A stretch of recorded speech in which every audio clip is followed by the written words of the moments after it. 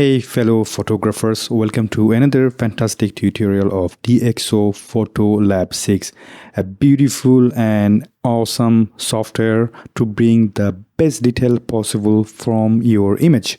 Now, in this tutorial, I have a bunch of images in my library, so I don't know which one I'm going to use, so I think I'm going to start with something that has a lot of potential. For instance, in this case, I would like to take this image, there you go, and close it. Now, this is our image. The image is taken with, let's see the details, with an Olympus EM5, the original version, with the Zuiko 12 to 50mm. Now, before I jump into the tutorial, go down in the description below and click in the link to download a trial version of Dxo, any Dxo software, to do it for yourself. Also, because it's an Olympus camera and Olympus lens, so you can actually see how you can bring the maximum detail possible from a very old camera and lens such as Olympus EM5 and Zuiko 12 to 50mm. Now this is our image. Now we're going to go to the customize. In the customize section, you can see that it's quite flat. However, it has a fantastic histogram.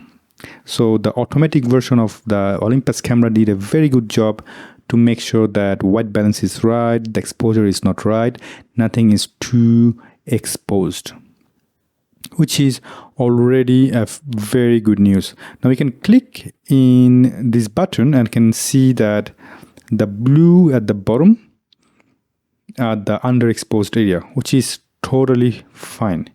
Now, here's another thing. You can go to the top workspace and then click Dxo standard, which makes sure that you have the easy version of the workspace of the Dxo so that you don't have to think too much, right?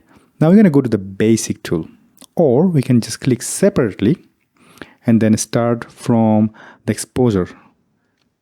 Now exposure, as I said, looks very good. However, Dxo Smart Lighting, we're going to turn it off and turn it on. The Smart Lighting basically try to make sure that it gives you a little bit of boost in the underexposed area, right?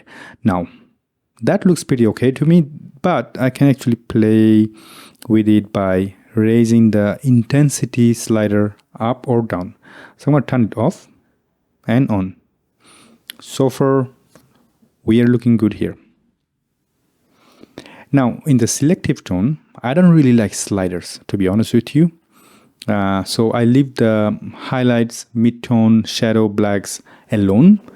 Of course, you can use them to do a nice and easy editing. So I recommend you to do that if you want to do some quick editing. It still will give you a very good result. Now we have the Dxo Clear View Plus, which is only available in the Elite version. So I'm going to turn it on. And you can see that by default, it does give you a very good contrast, fantastic contrast. Now, here's my personal opinion.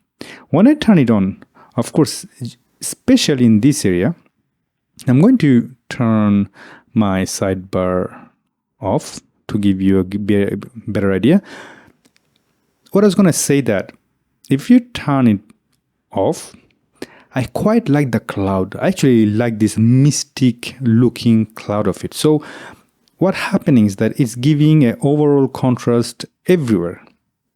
Problem is, I don't want it everywhere. I want just in the middle right there. Like this area looks pretty good to me. So I would rather have it there, not everywhere. So I'm going to turn this one off for now. The contrast, I'm going to turn it off because the original contrast looks actually pretty good in my eyes. Now, if you want to know exactly where I'm going with this, I'm trying to underexpose the foreground, this tree, leave the cloud as normal as possible, and I'm going to make it like 50% and make sure that I give enough exposure and contrast in this middle area so that you can actually get the idea of that how beautiful, amazing, and enormous this area is. So that the image gives you the impact of how I felt at the time when I was taking this image, just by looking at it. Because trust me, it's amazing. So our overall exposure correction looks pretty good in my eyes. I could add a little bit of global micro contrast. At this point, I'm just doing an overall micro contrast. Now I'm going to see if at the very bottom, you can see that I'm going to turn on vignetting. So it's going to bring back some light from the edges. Again, I actually like the vignette of the original lens. So no problem for me. Even if it gives a little bit of vignette, it works. Now the color palette. I'm going to turn on the white balance and see what it gives with different preset. Now I'm going to turn on cloudy. Well, no, I actually like the warm vibe of it. So in that case, I'm going to, let's say, add a little bit of warmth. Just a slight red tint. And still, again, I'm doing a global adjustment. Now, color accentuation. I don't like saturation, although I like the vibrancy. Let's look at the original version. That was the original. And that's the default Dxo. So I'm going to bump up the vibrancy a little bit. Now, the color rendering. There, it's totally your point of view. Let's see what camera body does. This is the camera body. And then we're going to go to Olympus EM5 if it has it. Normally it should. If not, you can actually add EM1. Actually, there you go. I have found EM1, EM5 Mark II, EM10 Mark III. So that's the camera version of the color profile. Let's skip it, shall we? Just for out of curiosity. Then I'm going to bump up the intensity just till 13. Again, I told you originally I'm going to reduce the foreground a little bit. Now, we are doing well so far.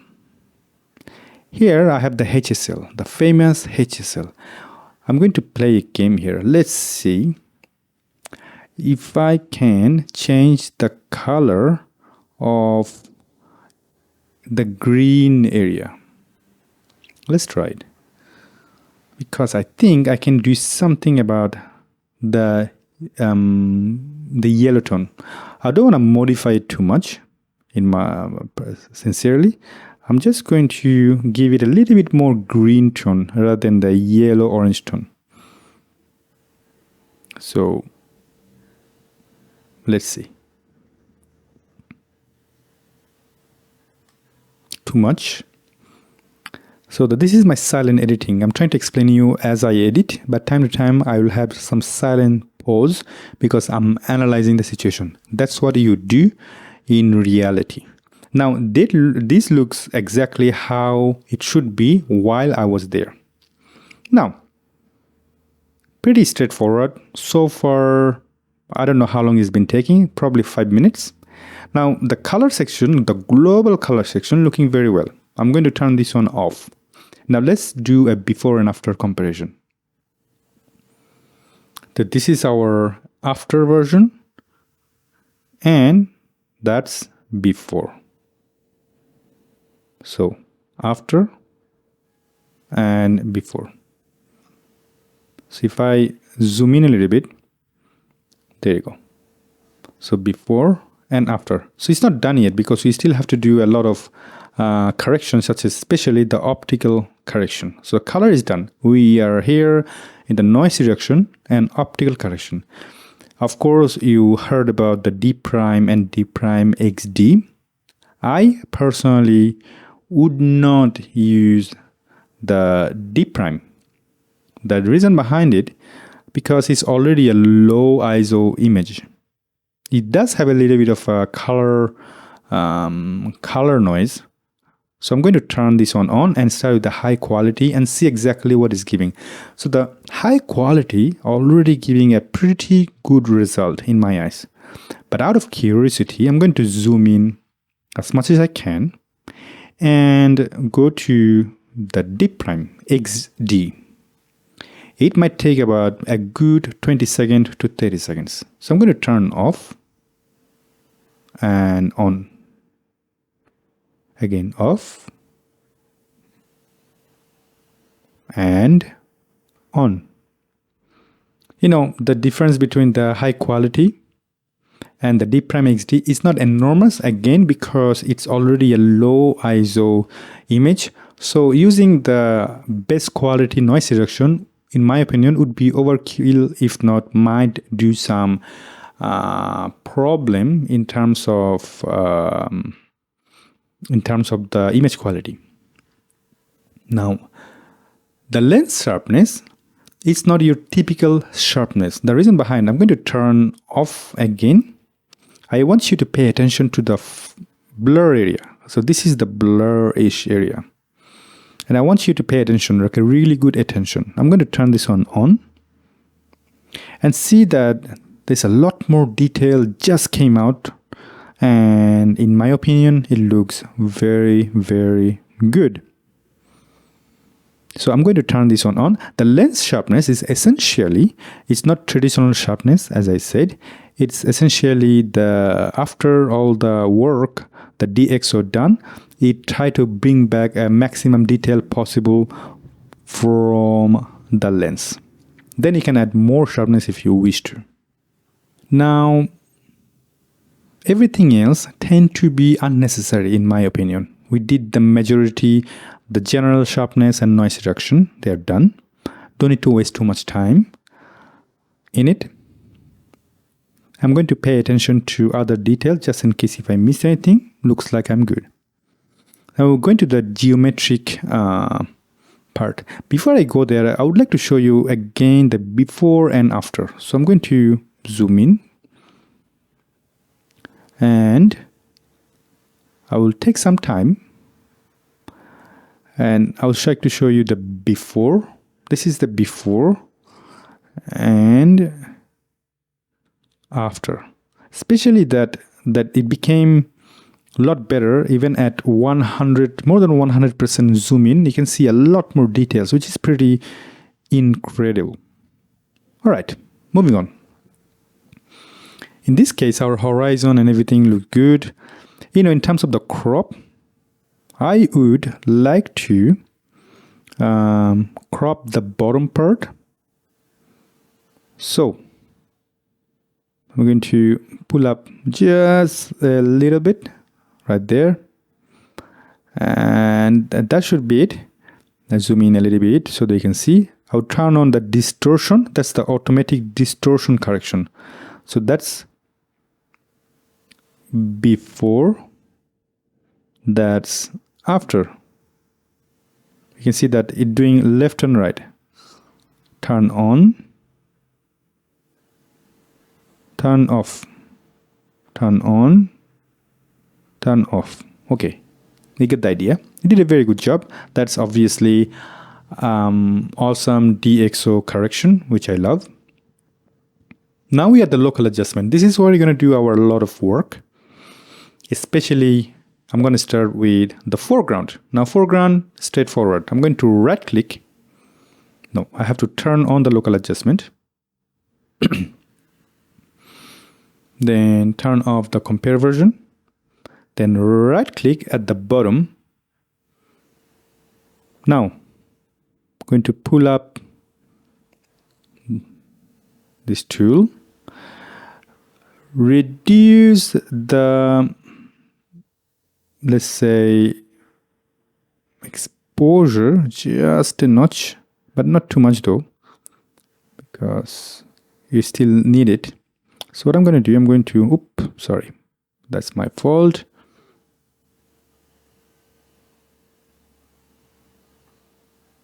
There you go. All right, I got it right. I pull it down. I'm going to delete the mask. I think I've done twice. I push it down a little bit because I don't want to add too much of the effect of it. Just a mild reduction of the exposure. That's all. Nothing much. Put it up a little bit. Pull down this a little bit. Now macro contrast, clear BU plus, highlights, maybe the highlights. Reduce the highlights too. Midtones, just a touch. And a mild desaturation. Just a mild desaturation. There you go. Everything else, normally I don't have to worry too much about it. You know what? I would purposefully de-sharpen the lower area. Right, we are good in this section. Now, I'm going to add another mask. So I will turn this on. I will turn on and add another mask. There you go. Here is the best part of luminosity mask. This mask, the U-point mask, sorry, not the luminosity, but the U-point.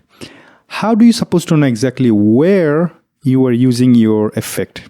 That is the biggest question. So you always click M and you can actually see it exactly where you are using your effect. Now I'm going to click M again to make sure that I'm in the right area. In this case, I'm going to add some brightness in this brown underexposed wall, but I have to fine tune it. So I'm going to click M again, pull it up. Now, in the chroma slider, I'm going to fine tune exactly my area to be very, very extremely precise, but not too much though, because you need the smoothness, nice fidelity. Same with the Luma. I'm going to check my Luma slider and fine tune my area. That looks good. Now I'm going to click M again. See if my technique is going to work. So I'm going to turn on my midtone. There you go. I'm going to raise the shadow, but it doesn't give the best look. It kind of makes it look ugly. So I don't like it. So I'm going to raise the exposure by a notch. However, I'm also going to add some contrast to 6 or maybe 20. Then a little bit of micro contrast. And so far, it looks good. I'm going to see before and after. So I'm going to see it in a bigger screen. Let's see. So here you go, side by side. Here's before on your left and after on your right. So that's one thing is done, but it's not finished yet. So I'm going to add another slider. Another control point. So local adjustment, right click, clicking M, there you go, clicking M again. Now, this time I'm going to work on a fountain. So this wise, I'm going to be very, very precise with this area. So the Luma slider will give you exactly where you are using your mask. Problem is that it's also affecting our side area. So that's the green area. So chroma slider will get rid of any effect and apply only on this little fountain. That is just phenomenal, my man. So I'm going to raise the exposure, raise the midtone, also add some micro contrast, then add some sharpening, reduce the vibrancy. Maybe I need some more impact, so I'm going to raise the exposure a little bit more. And then I'm going to turn off local adjustment. And let's show you side by side once again. Check this one out. Before and after. Fantastic. Here is the last thing I want to do. One more control point and just add some contrast in this area. So right click. And let's see, this is the control line. What does it give exactly? M. Right, it's basically the same thing like a control slider, but you can use it same as the other gradient filter. I actually not going to use it. I'm going to delete this mask. I'm going to use my favorite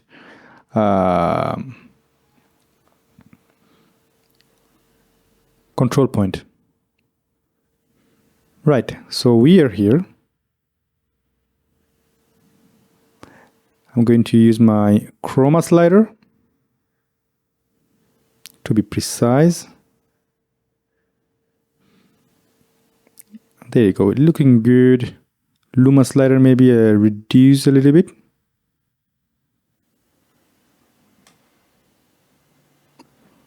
Now looking good. Apologies for the slight pause, silence, because I'm kind of analyzing in my head. That's how you do when you are editing. Now I'm going to click M again to see the full scale view. I will add some contrast in this case, nothing to do with the exposure. I'm going to add some micro contrast, and I will also use add some midtone. What I'm going to do, I'm going to move it around and see what it is giving me exactly. So I'm going to stop where I think it's necessary. And then I'm going to turn the local adjustment off. And I'm going to do a compare side by side. What do you think? In my opinion, it's looking pretty good, really. I'm going to do a before and after. Where is it? There. Before and after. Before and after. Now I'm going to zoom in a little bit. Before and after. I think this area I could improve much better, but for the sake of it, I'm going to stop right there, because in the social media, nobody really cares. Everything looks pretty much good. So I'm going to stop right there. Now, our editing is pretty much done. You can add watermark, for example, text, and LTS. That's the name of the initial of my channel, Let Treasure Hunter. Now, that looks pretty crap in my opinion. I don't do that. So I'm going to change the font to Impact if I have it. No, I don't. I do have it. There you go. That, and then make it smaller. Change the location. And reduce the opacity to 50. And then to export, you can go to File. We can export to disk. There, you can export as TIFF to do further editing. You can export as DNG. You can export for tablet or HDTV. Or you can do a standard export. And then it's done. You can do that and then click export. There you go. Should be done. So this is it. This is my little editing with Dxo Photolab 6. If you like it, go down in the description below and download the software as a trial. See it for yourself to see if it's working for you. That's all for me. Look after yourself and bye-bye.